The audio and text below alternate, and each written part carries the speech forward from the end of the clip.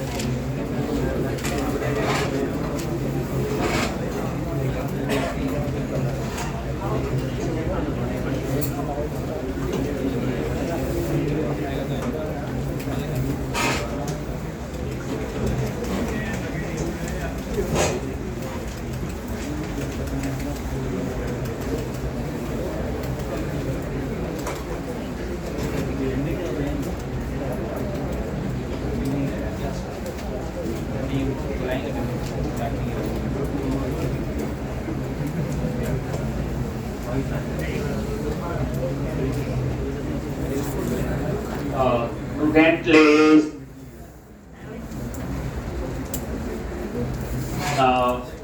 Detail का code लिखना था हमने आज पहले, तो बताइए क्या करोगे। कंट्रोलर में गए, कौन सा कंट्रोलर है जी? Student controller. और यहाँ पे इंडेक्स पे जाओ, पहले गो टू व्यू, और इंडेक्स में जाके हमने बनाया हुआ डिटेल। ये देखो, जय बच्चे चीज पता भी है तो फ्लो पूरा आप देखो।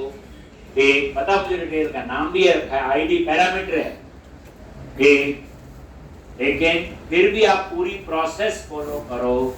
जैसे डिटेल कहाँ लगाया हुआ, इंडेक्स पे ये नाम है, और इसमें हम पास करेंगे स्टूडेंट आईडी। अब आप लोग यहाँ पे आ गए, और ये आपका था एडिट का। नेक्स्ट क्वेश्चन से एडिट और ग्रेड का इकट्ठा लिखें, क्योंकि यहाँ दोनों का सेम कोड है, 2 बार लिखना पड़ा। पब्लिक क्या लिखते हो? Action result detail it ID. क्या लिखना है बोलो? पहले फाइंड करेंगे where student in DB context dot student dot find और ID। ठीक, चेक कर लिया स्टूडेंट इन DB, अगर नल है then return HTTP not found। अगर नल नहीं है तो यही इंफॉर्मेशन हम कहाँ देखेंगे? व्यू। और अब हम डिटेल्स नाम का व्यू बनाएंगे, वहां तो मैं सिंपल टेबल लगा के डाटा डिस्प्ले कर। ठीक, आप देखो पहली एप्लीकेशन में क्या पता चला, दूसरी में क्या पता, तीसरी में फिर ये ऐसी चीजें यूज होंगी। इस क्वेश्चन के बाद मैंने 2 क्वेश्चन करवाने हैं एमपीसी के, और लेकिन वो दोनों मल्टीपल टेबल्स के साथ होंगे।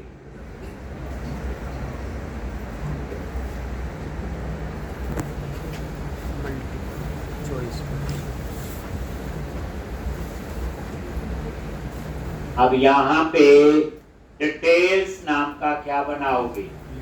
व्यू। डिटेल्स पे राइट क्लिक किया, ऐड व्यू, MVC5 व्यू, और यहाँ पे वही सेम डिटेल्स और देन ऐड और एम्प्टी टेम्पलेट। ठीक है जी। और वहां पे हम लोग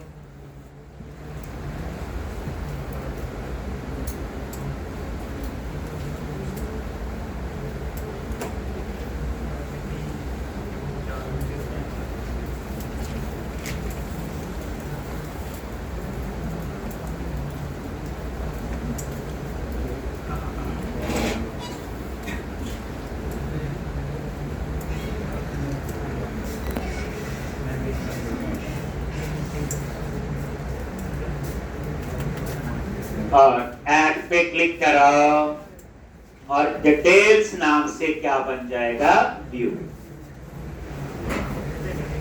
आपके लिए काम ये है, ये जो क्वेश्चन मैं कंप्लीट करूंगा आज, तो वीकेंड पे इस क्वेश्चन को 2 से 3 बार करूंगा, क्योंकि इस क्वेश्चन में सारा काम हमने कोडिंग से किया। अब यहाँ पे रन करो। अब जैसे कंट्रोलर का कोड दूसरी बार सेम लिख, और यहाँ पे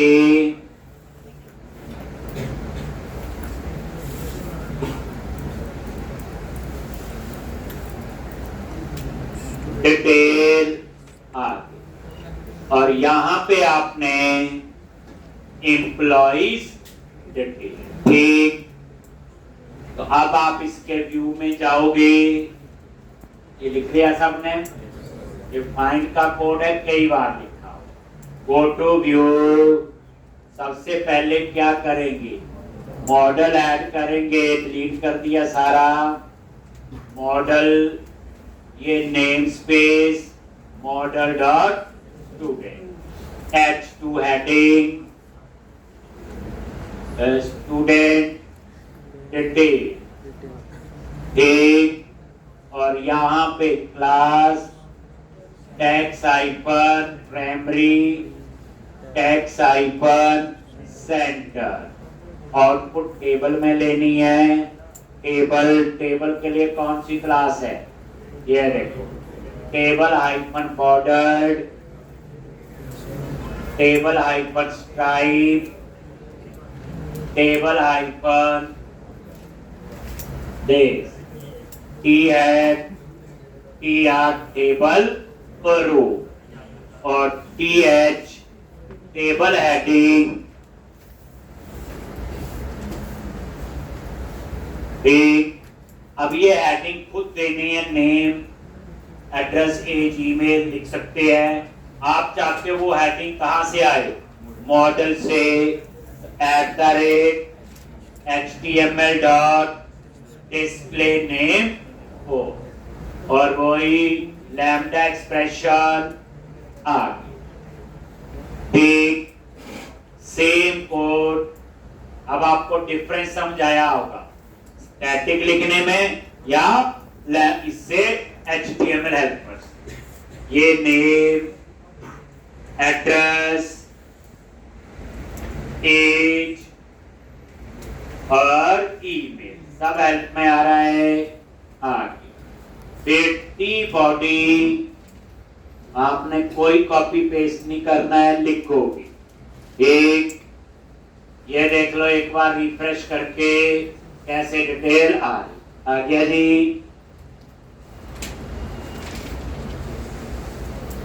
तो इस तरह से टी बॉडी, और यहां पे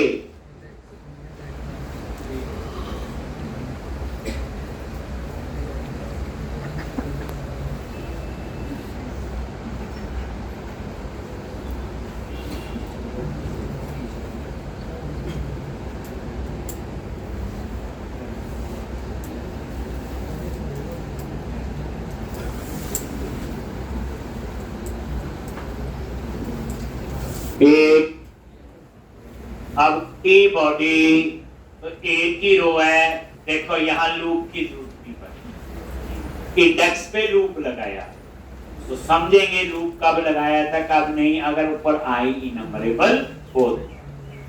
अब यहां पे टीडी टेबल डेटा क्या लिखोगे,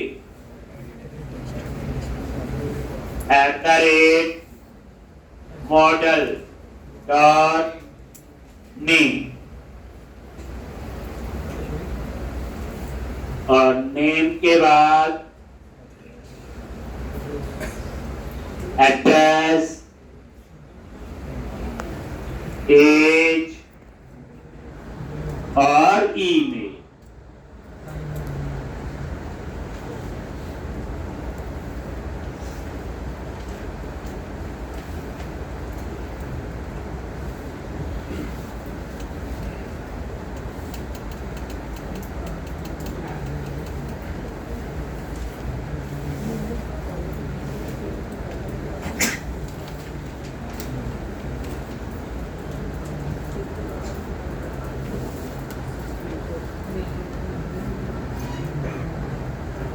एक ये देखो रिफ्रेश करो। ठीक, अब उसके बाद नीचे एक एडिट का बटन लगा लो और एक बैक टू लेफ्ट। इतना ही काम था इसमें। ये मैं सेम आपको पहले भी करवा दूं, ये कुछ भी नया नहीं।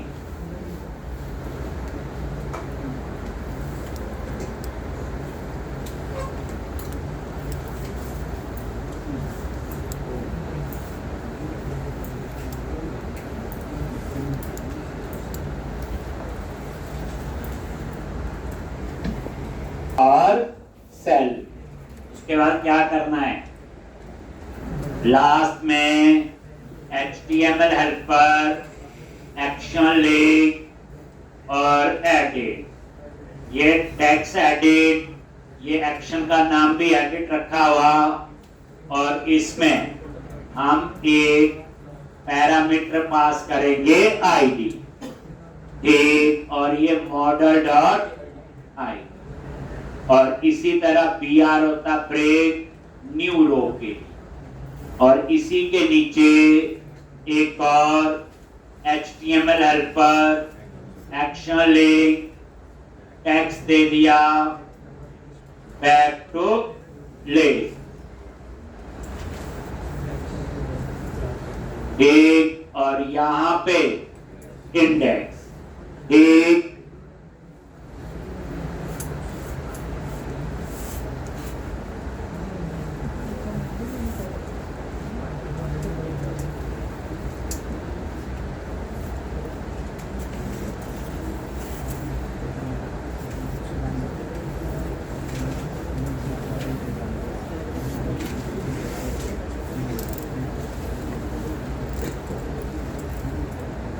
तो ये देखोगे ये दो आपके बन गए, एडिट और बैक टू लेफ्ट। तो इस तरह से ये था डिटेल, और ये सेम आपको मैंने पहले भी करवाया था, लिखा। अब डिलीट, तो देखते हैं इंडेक्स पे जाके डिलीट पे क्या किया हुआ। वहां हमने इनपुट टाइप सबमिट लगाया हुआ, और जैसे सबमिट करेंगे उस रो को, तो बिगिन फॉर्म में लिखा हुआ एक्शन का नाम डिलीट, और वो एक्शन कहां बनाना है, स्टूडेंट कंट्रोलर में, और उसमें एक पैरामीटर है आई। ऐसा ही है, तो उसके लिए आप लोग क्या करें,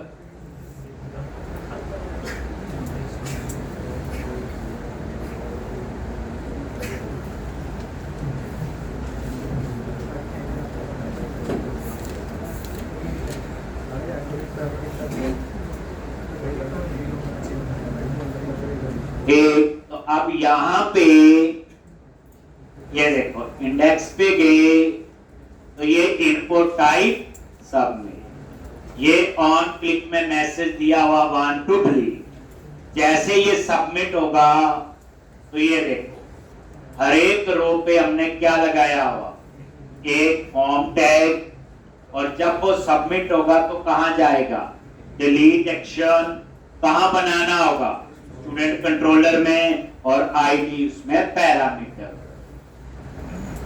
तो यहां पे public action result delete int ID. ठीक, पहले हम फाइंड करेंगे, तो फाइंड के लिए तो यही सेम चीज जो ऊपर लिखी यही है। पहले फाइंड किया, फिर उसके बाद डिलीट के लिए क्या लिखते हो, context dot students dot remove, और यहाँ पे student in dB, context dot save changes, और उसके बाद return redirect to action, name of index.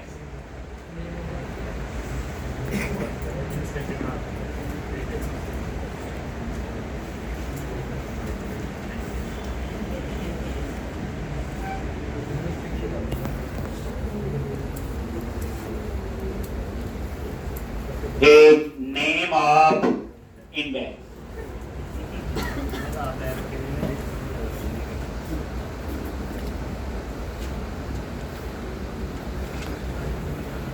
तो पहले लिखा ब्रेक पॉइंट लगा लो, चाहे यहां पे चेक हो जाए। तो ये था आपका डिलीट। अब हम सीखेंगे इस एप्लीकेशन में लेआउट कैसे अप्लाई करनी। जैसे वैलिडेशन है, कस्टम वैलिडेशन आपको बतानी है। एक क्लाइंट साइड समझ आ गई थी, उसके लिए वही जावास्क्रिप्ट का बंडल ऐड करना पड़ता है। सर्वर साइड जो ईमेल की बनाई, वो अपना मर्जी है, लॉजिक कैसा भी हो सकता है, वो सर्वर पे जाके चेक होगी। ठीक। तीसरी है ऐसी वैलिडेशन जो मॉडल के ऊपर नहीं दे सकते या नहीं बन, जैसे रिक्वायर बनी हुई है, रेंज बनी हुई है, ईमेल एड्रेस बनी हुई है, ठीक है बनी हुई है तो। और कोई ऐसी वैलिडेशन जो उसमें नहीं है, हमें खुद भी बनानी आनी चाहिए, तो उस केस में हम लोग कस्टम वैलिडेशन बताएंगे। ठीक।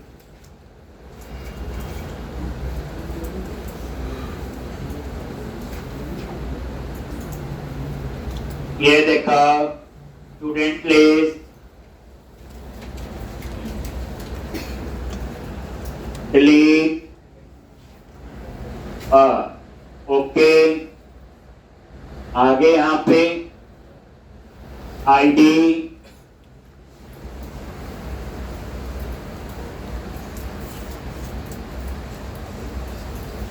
ठीक। तो ये चेक हो गया। ठीक है जी। तो ये था आपका ये पूरी कहानी। एक सिंपल एप्लीकेशन थी, जो जो चीजें यूज की वो आप लोग भी यूज करो। तो अब मैंने बताना पहले कस्टम वैलिडेशन। जैसे मान लो मुझे वैलिडेशन लगानी है, age must be greater than equal to 80। अभी मैंने एज की वैलिडेशन तो लगाई थी, ये लिख लिया सबने। यहां पे हम बात कर रहे हैं मॉडल्स पे गए, स्टूडेंट मॉडल, और ये नजर मारो रेंज। एज के ऊपर रेंज है, रेंज में तो बताया हुआ बिटवीन रेंज। याद रखना रेंज जो है इंटीजर वैल्यू की रेंज भी हो सकती है, डेट ऑफ बर्थ की भी हो सकती है, मिनिमम डेट और मैक्सिमम डेट, इसलिए रेंज है। लेकिन मेरी रिक्वायरमेंट क्या है, रेंज नहीं है। ठीक। जैसे age must be greater than equal to 80। अब ये तो नहीं बनी है, तो हमें बनानी आनी चाहिए।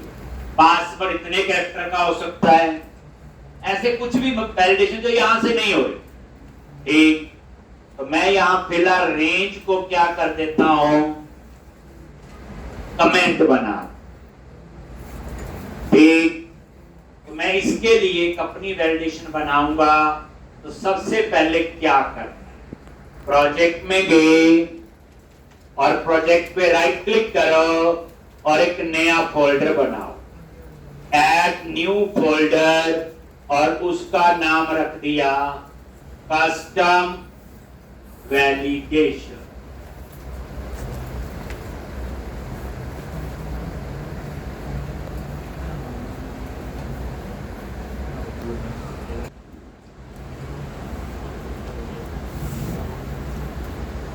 अब यहां पे राइट क्लिक किया, ऐड क्लास, और एक क्लास बनाओ एज वैलिडेशन। कुछ भी नाम रख सकते हो, एज वैलिडेशन।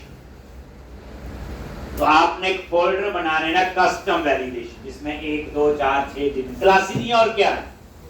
ठीक। अब यहां पे एक क्लास इनहेरिट करनी है, जो सभी क्लासेस में इनहेरिट होगी वैलिडेशन के लिए। तो एक बार हम नजर मार लेते हैं, स्टूडेंट पे गए, जैसे ये रिक्वायर्ड है, इस पे F12 प्रेस करो, आगे, और यहां पे क्लास इनहेरिट है, क्या नाम है? Validation attribute. ये जितने वैलिडेशन है सब पे है, देखने में तो वैसी लगनी चाहिए, काम भी वैसी करे, बस कोड मेरी मर्जी का होना चाहिए, तो बोलेंगे कस्टम वैलिडेशन। ठीक, तो मैंने देख लिया किसी पे भी। ठीक, तो इस तरह से ये आपका ये वैलिडेशन एट्रीब्यूट। तो अब आप क्या करो, यहां पे इनहेरिट किया, और ये देखो इसका नेम स्पेस वही है, system dot component model dot data annotation आ गया यहां पे। उसके बाद क्या करना है,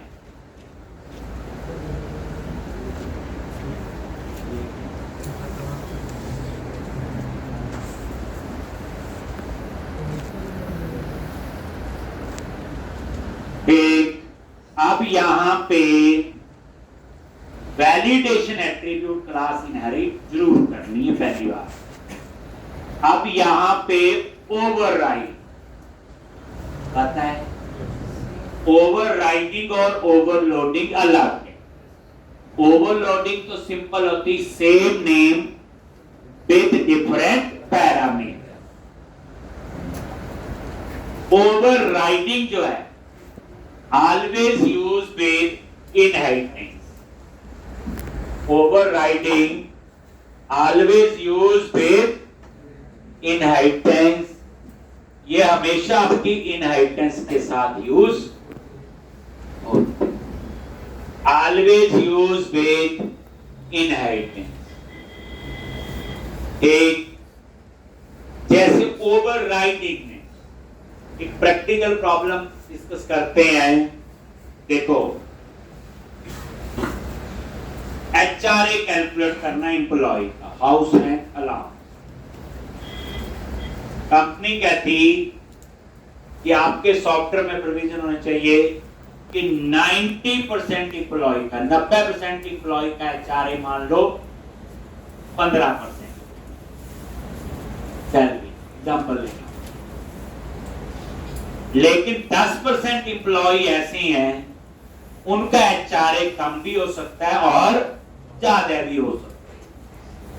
तो जब मैं लॉजिक लिखूंगा, एम्प्लॉय क्लास बनाऊंगा और एचआरए कैलकुलेशन के लिए एक मेथड बनाऊंगा, और उसमें मैं 15% के हिसाब से कैलकुलेशन का फॉर्मूला लगा दूं,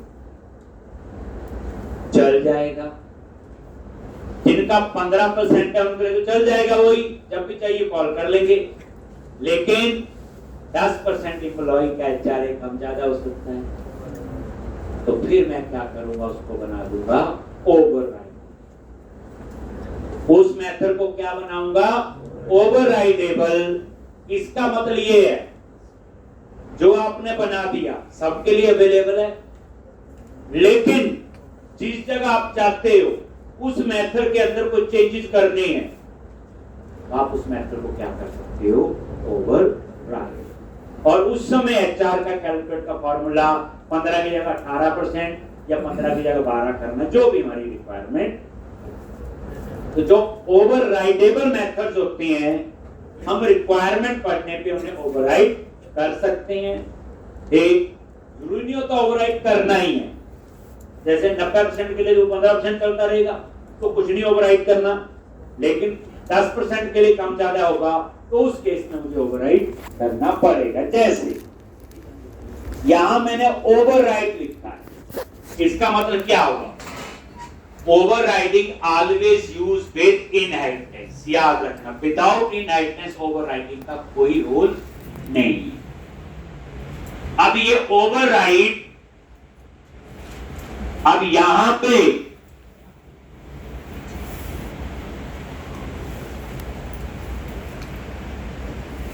एक इस क्लास के अंदर ये मेथड पहले बना हुआ, जिसको मैं यहां पे यूज करूंगा। जितने नजर आ रहे हैं आप, मैंने ओवरराइड लिखा ना, आगे वो ये जो ओवरराइड हो सकते हैं, और यहां पे मैंने कॉल किया इज वैलिड, ये देखो इज वैलिड, ये कॉल कर लिया और आगे आगे अपने आप क्या ओवरराइड, क्या लिखा आ गया ओवरराइड।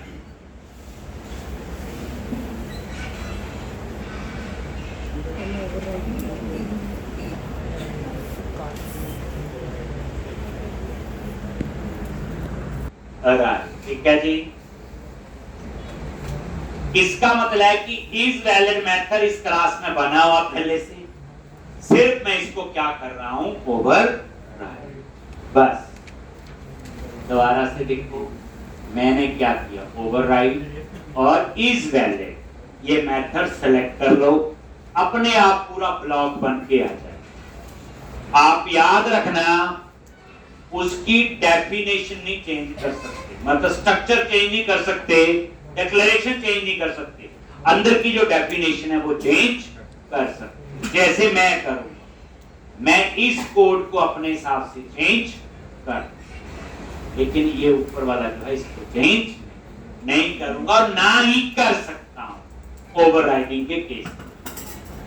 तो हम क्या करते हैं, कुछ ऐसा काम होता है जो मैक्सिम के लिए सेम है, हम उस मेथड को ओवरराइडेबल बना देते हैं, वो काम हम उसमें करवाते हैं, जिसको चाहिए उस क्लास में इनहेरिट करे वो यूज करता है।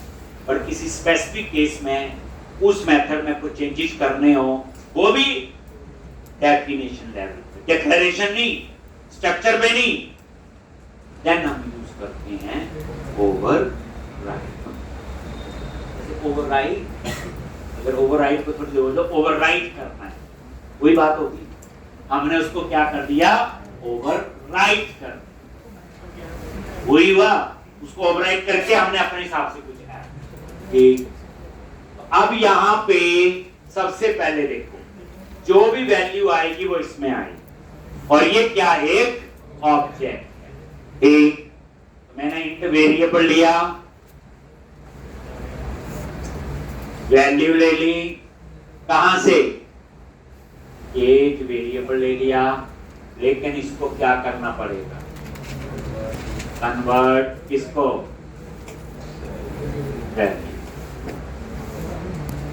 if age is greater than 80, greater than equal to 80, then वो क्या रिटर्न करे, return validation result dot success, else क्या रिटर्न करे, रिटर्न न्यू वैलिडेशन रिजल्ट, और इसके अंदर ये देखो age must be greater than equal to 8 लॉ। बस इतनी सी बात। एक वैल्यू आ गई ना एज, तो कोई लिखो, आपकी मर्जी है, लेस देन लिखना है ग्रेटर देन लिखना है, वो तो हमारी मर्जी है ना। एक वैल्यू में देखो आपकी वैल्यू आ जाए, अब उस वैल्यू के आगे की कहानी ना मेरी मर्जी की ना आपकी, वो तो रिक्वायरमेंट। ठीक, अब इस इफ में वो वैसा लिखते हैं जब सब ठीक हो तो ये रिटर्न करवाना वैलिडेशन रिजल्ट डॉट सक्सेस। अगर age greater than equal to 18 नहीं है, लेस देन है, देन यहां आएगा और ये मैसेज दे देगा age must be greater than equal to, क्या है ना आती है तो चीज मुश्किल है। हमने जो भी बच्चे कोड लिखना है इसी इफ को ठीक करना ना, उसमें तो मैसेज देना है। अब एज में डाटा आ गया, लेंथ का चेक लगा लो, और इन्होंने ऑब्जेक्ट लिया हुआ, इसमें कुछ भी आ सकता है, स्ट्रिंग भी आ सकता है, इंटीजर भी आ सकता है, कुछ भी आ सकता है डेटा इसके अंदर, तो ये टेंशन तो नहीं। तो अब आपकी एक कस्टम वैलिडेशन तैयार है, अब आपने इसे एक्सेस करना है और इसका नाम क्या है, एज वैलिडेशन। आप स्टूडेंट मॉडल पे आओ आगे, और ये एज के ऊपर यहां पे आप इसको लो, बस जैसे उन्होंने, हमने भी ऐसे बना ली, और उसके बाद इसका नेम स्पेस ऐड कर लो, इसका तो अपना लो, हो गया ठीक। और अब ये काम कर, तो ये कस्टम वैलिडेशन है जो हमने, तो एज वैलिडेशन बस लगा ली। अब मान लो पूरे प्रोजेक्ट में 10 जगह चाहिए, 10 जगह कॉल कर लो। हमने तो एक फोल्डर बनाया कस्टम वैलिडेशन, वहां पे मुझे लगा कि 15 चीजों के लिए चाहिए, 15 क्लास ही बना लूंगा, सारा कोड देखो भी लिखना है, लेंथ है, जो मर्जी हो सकता है। तो मिल गई बनी, जो नहीं मिली हम लोग एक अप्रोच इन्हीं की फॉलो की, क्योंकि इनहेरिट तो उसी क्लास को किया जिसको इन्होंने इनहेरिट किया। और अब आप इसको देख लो एक बार रन करके, ये जब हमें जरूरत हो प्रोजेक्ट भी कभी भी, तो हम लोग ऐसे बनाए, बस पता होना चाहिए तरीका कि कैसे मैंने एक फोल्डर बनाया, क्लास बनाई, इनहेरिट की, ओवरराइड, ये चीज आप लोग याद।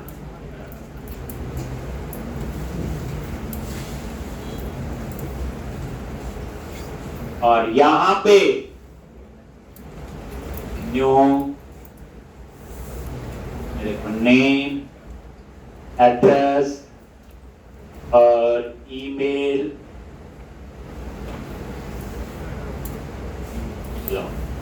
क्लिक किया, age must be greater than equal to, ठीक है जी। आप इसको 18 ही कर दिया, चलो, और ये ठीक है जी। तो वैलिडेशन ने अपना काम करना शुरू, ठीक है। ये कस्टम वैलिडेशन थी जो आप लोग बना सकते हो, कोई मुश्किल नहीं। एक तो इस एप्लीकेशन में client side validation, server side और कस्टम वैलिडेशन एक बार करके दे। अब हम नई कहानी है, हम लेआउट अप्लाई करें, डिजाइन। जैसे मैं चाहता हूं किसी जगह मुझे यदि थीम अप्लाई करना है, किसी जगह फ्लैटली, किसी जगह ल्यूमन है वहां बने हुए, ठीक, तो मैं कैसे करूं? तो अब हम सीखने जा रहे लेआउट। वो एक छोटी सी डेमो थी जो 1-2 दिन पहले मैंने दी, बड़े ढंग से। जैसे प्रोजेक्ट पे मल्टीपल मॉड्यूल्स होते हैं, उनका अपना अपना काम जाम होता है, अपने मेन्यूज होते हैं, अपना डिजाइन होता है, वही हम लोग करेंगे। एडमिनिस्ट्रेटर लॉगिन करके काम करेगा, उसकी ऑप्शन अलग होगा, डिजाइन अलग होगा, नॉर्मल यूजर का अलग होगा, क्लाइंट का अलग होगा। तो अब आपको सिखाना है लेआउट। टॉपिक का नाम क्या आपका? लेआउट। पहले हम अपने लेआउट बनाएं। पहला फर्स्ट स्टेप वही है, कैसे बनाते हो? देखो ध्यान से, क्या बताया था? bootswatch.com बताइए, फ्री थीम्स फॉर बूटस्ट्रैप, रोया हो नहीं? हाँ, वर्जन 3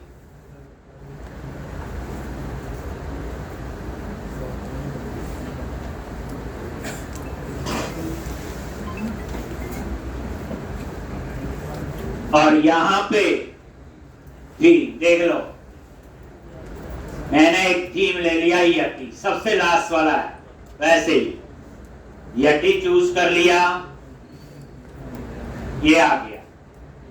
और उसके बाद यहां से इसकी बूटस्ट्रैप की फाइल, ध्यान से bootstrap.css, और इसको सेव कर, Ctrl+S सेव किया, और यहां पे bootstrap-yeti.css तो ये क्या करेगा, डेस्कटॉप पे एक फाइल बना देगा और उसका नाम क्या, bootstrap-yeti.css, और ये से टेस्ट बाद में हम उठा लेंगे, मेरे पास परी बनी है, कोई प्रॉब्लम नहीं, ओवरराइट कर देंगे। यस, ओके, एक। आप दोबारा से देखो बैक, और फिर यहां लेआउट चेंज करो।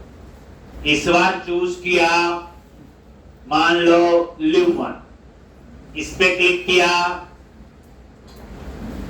ध्यान से, और फिर याद रखना वर्जन 3 चूज कर लेना सबसे पहले, bootstrap.css, फिर सेव करो और bootstrap-liv1 ये नाम दे दिया, सेव, यस। तो डेस्कटॉप पे एक और bootstrap की फाइल बन गई। फिर बैक, एक और कर लेते हैं, 3 बहुत हैं। पहले कौन सा यूज किया, जनरल या फ्लैटली? अभी जो चल रहा है पक्का? मेरे को बताओ तो। लो गुस्सा ना करो, हम पेपर ले लेते हैं। लो, एक आप लड़ते रहो, ये लो आ गया, सेव bootstrap-launch, और ये सेव। तो मैंने क्या किया, डेस्कटॉप पे फर्स्ट स्टेप समझ आ गया, और ये डेस्कटॉप पे नजर मारो, एक बार ये तीनों लेआउट यहां पे होंगे। रिफ्रेश किया,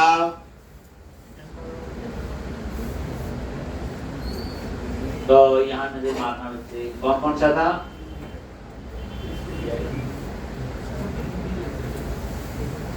एक लिव1 है, ये तो 2023 का।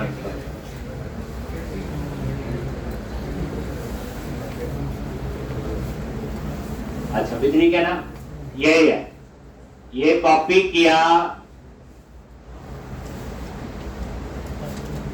एक, और अपने प्रोजेक्ट में जाओ और कंटेंट फोल्डर पे जाके क्या कर दो, पेस्ट। तो ये bootstrap-liv1.css, दोबारा जाओ, इसके ऊपर कौन सा है, पेपर, यही होगा, आज की डेट है 26/7।